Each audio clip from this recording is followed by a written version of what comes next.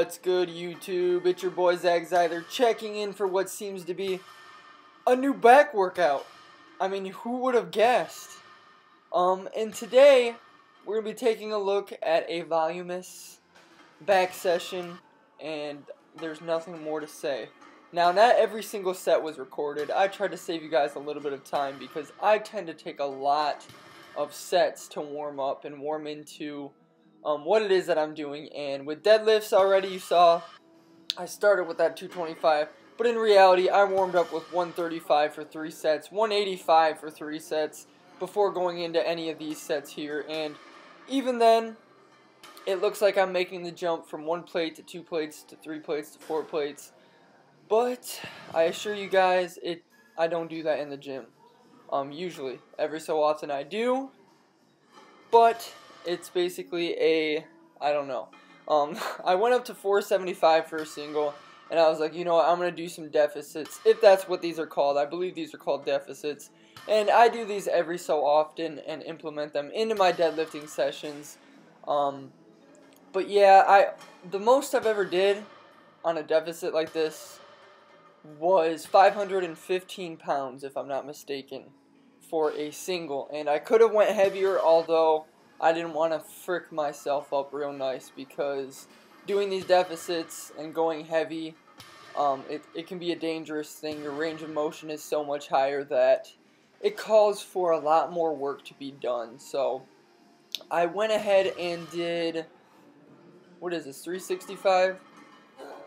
And I think, yes, I go up to 4 plates afterwards, going through and doing sets of 4 repetitions, nothing insane, just trying to build a little bit of strength, in all honesty, and get a little bit faster at the bottom of the movement. So I went up to these 4 plates for 4 repetitions.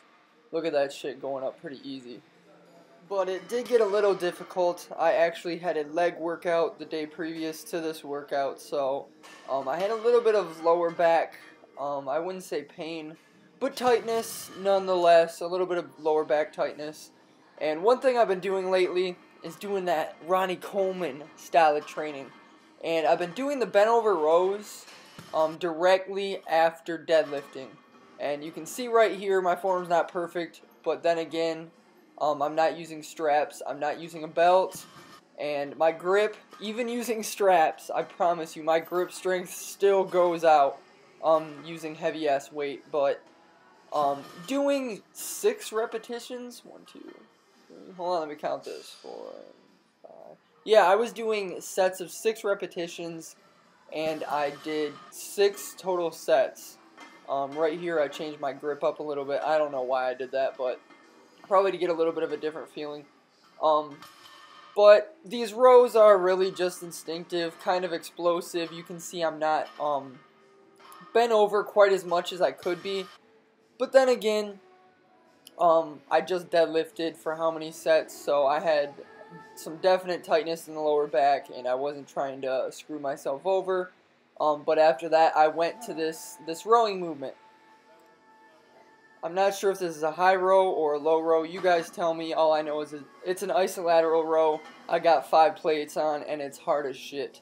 I did like 3 total sets. I went from 3 plates to 4 to 5 plates, and aiming within the 6 to 8 repetition range. The majority of my workouts lately have been going through that 6 to 8 repetition range. I've been going heavier.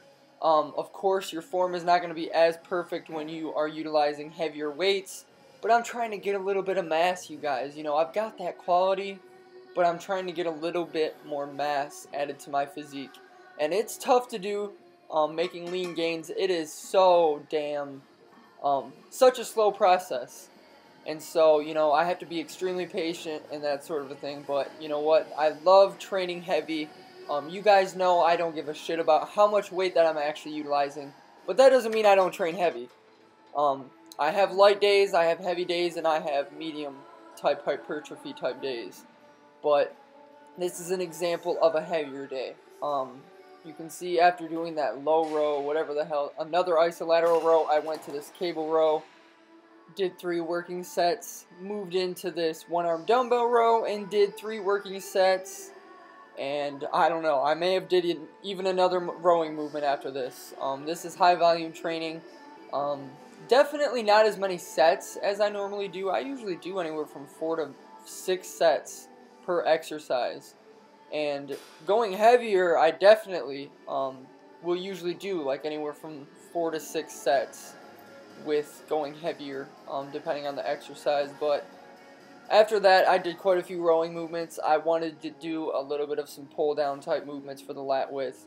And so I started off with these cable crossover pull downs. A very, very effective exercise, whether you're trying to pre-exhaust or just work the lats in general. 3 sets of that, moving on to this close grip lat pull down. Trying to work the lower lats, trying to be very instinctive about that. By this time I was getting very tired. Who wouldn't after this much volume? But I still had enough gas left to where I could really thrash out and destroy them latissimus. But yeah, check out that squat bruise right there. It actually doesn't look that bad, but I'm going to tell you guys something. It gets disgusting if I have a heavy day of squatting. I don't know if you guys have that type of a bruise, but mine never seems to go away. And it actually like started to blister somewhat, so after that isolateral pull down, we move over to a cable pullover, and this is the final exercise of the day, doing the whole stack for a set of however many reps I got. I wasn't really counting, to be honest. But that's the video, you guys. Thank you very much for watching. Let me know in the comments what you guys want to see next. I know many of you were asking for a shoulder workout. Maybe that is what I will be hitting next. I don't know. I can't promise anything. I love you all so much. Thank you for subscribing to me. Thank you for liking my content. Until next time, peace out. Bye. Holy crap, I'm a text message. Damn it, Peter Griffin.